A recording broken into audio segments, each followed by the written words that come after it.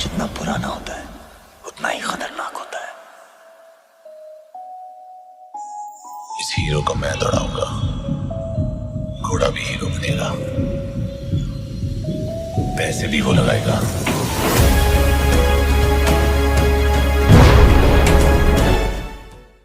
नमस्कार दोस्तों, एक बार फिर से आप सभी का स्वागत है बॉलीग्राड स्टूडियोज में और मैं हूं आपके साथ अनुष्का त्यागी। एक लड़का जिसने मुंबई माफिया में अपनी मासूमियत खो दी, एक पेंटर जिसने 9 mm पिस्टल से अपनी आर्ट खो दी, एक ड्रीमर जिसने सस्ती विस्की के लिए अपना एम्बिशन खो दिया, एक रोमांटिक जिसने ब्रॉटल्स में अपना प्यार खो दिया और एक बेटा जिसने अपने आइडियल्स मॉरल्स को भारी कैश में खो दिया। राहुल जाधव एक गैंगस्टर, एक अंडरवर्ल्ड हिटमैन, एक जबरन वसूली करने वाला और एक शराबी। आज वो एक नशा मुक्ति काउंसलर है। तो आइए सुनते हैं जाधव की कहानी को। 44 साल के जाधव का मुंबई अंडरवर्ल्ड के साथ एक दशक लंबा काम चल रहा था और जब मुंबई क्राइम ब्रांच ने 2007 में उसे गिरफ्तार किया तो वो अपने समय के सबसे वांटेड गैंगस्टर्स में से एक बन गया था। जाधव कहता है, आसान पैसा कमाने के लिए अंडरवर्ल्ड एक रोड मैप है और एक लोअर मिडिल क्लास परिवार का लड़का मैसिव कैश चाहता था। जाधव 21 साल का था जब उसने मुंबई में एक डेंजरस डॉन जयदेव रेड्डी के लिए काम करना शुरू किया। वो क्विक कैश की चमक, बंदूकों के ग्लैमर, महंगी स्कॉच की स्मेल और यहाँ तक कि एक्सपेंसिव बार डांसर्स, इन सब ने जाधव को अपनी तरफ चुंबक की तरह बुला लिया था।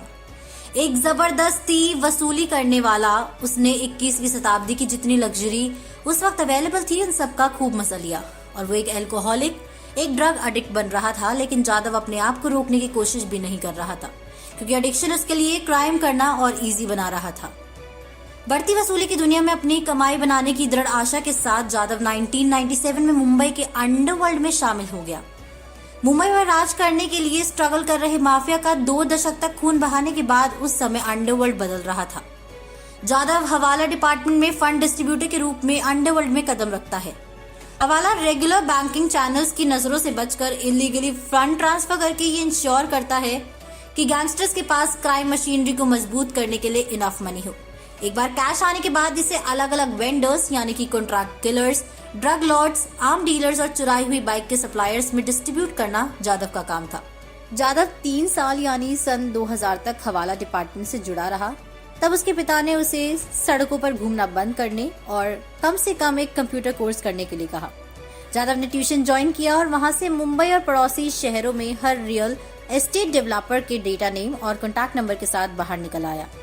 इस इन्फॉर्मेशन ने उसके बॉस को इम्प्रेस किया और जाधव का प्रमोशन हो गया। अब वो फिरौती की कॉल करता था।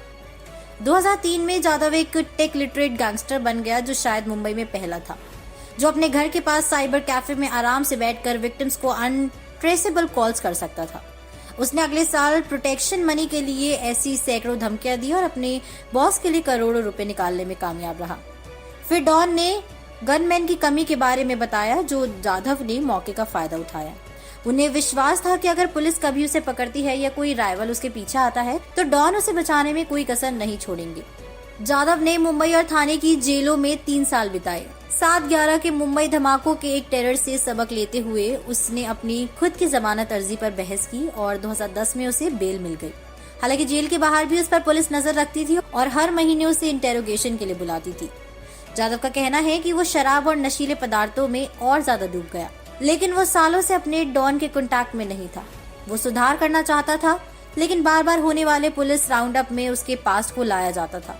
उसे कोई नौकरी नहीं मिली और फैमिली भी थक चुकी थी। इसी बीच उसके दोस्तों और पड़ोसियों ने उसे अभी भी उसी तरह देखा, एक लंबे बालों वाला गुंडा जिसकी पतलून में हर समय 2 पिस्तलें छिपी रहती थी। 3 साल बाद 2013 में जाधव को सभी आरोपों से बरी कर दिया गया, लेकिन वो अभी भी एक शराबी और ड्रग एडिक्ट था। वो कई दिनों तक जहरीले और सस्ते ड्रग्स के नशे में रहता था। कई दिन बिना खाने के बीच जाते थे और ये सब इतना बढ़ गया था कि उसे सिजोफ्रेनिया होने लगा। इसके बाद उसके परिवार ने उसे नशा मुक्ति के लिए मुक्तांग रिहैबिलिटेशन सेंटर पुणे में भर्ती कराया। 2015 के एंड में उसके काउंसलर ने उसकी स्ट्रेंथ के बारे में पूछा।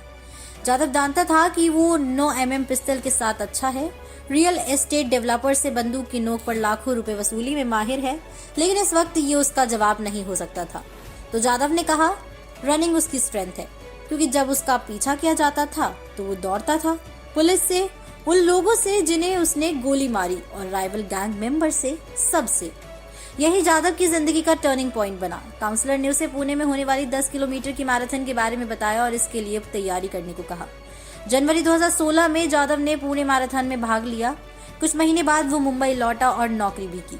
तब से उन्होंने दर्जनों मैराथन में भाग लिया और 10,000 किलोमीटर से भी अधिक दौड़ लगाई है, जिसमें मुंबई के गेटवे ऑफ इंडिया से दिल्ली में इंडिया गेट तक 2019 की दौड़ भी शामिल है और वो अब एक दिन नेशनल स्टेडियम रिकॉर्ड को तोड़ने की उम्मीद करते हैं। दोस्तों, अगर आपको ये वीडियो पसंद आई है तो प्लीज इसको लाइक और शेयर करना बिल्कुल ना भूलें। बने रहिए और देखते रहिए बॉलीग्राज स्टूडियोज को। हम फिर हाजिर होंगे एक नई वीडियो के साथ में। हमारी आज की राइटर है तनु चौहान।